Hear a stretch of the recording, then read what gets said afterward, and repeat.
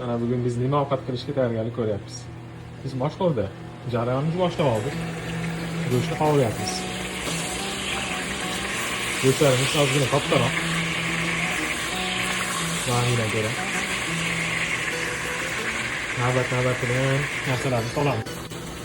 Mana qozonga piyoz tashladik. Endi piyozni go'shtni aralashtirib qovurib olamiz.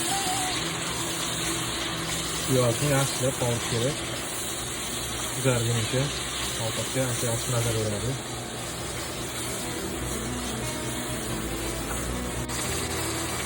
Mana navbat bilan pomidor bilan bulg'or qalamsirini qovurib oldik.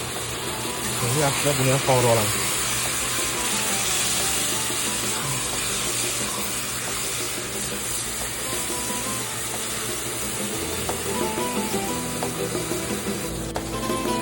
Navbat bilan qozonga sabzini ham soldik. Endi ancha qovurib olamiz.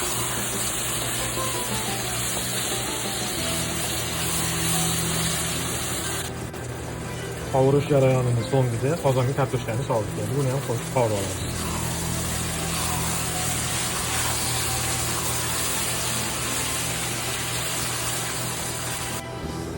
Mana qovurib olish jarayoni tugadi. Endi qozonga suv solamiz.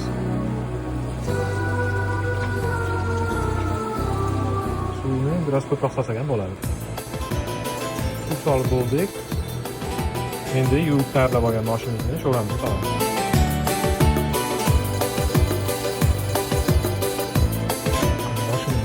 Yaxshi pishib olgan. Endi guruchni ham solib, yana 15 daqiqa qaynatib olamiz. Ovqat pishgan tayyorlanadi.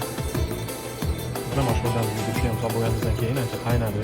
Endi deyarli tayyor go'shtimiz. Guruch ham ancha chiroyli. Mazasiga baho beramiz endi.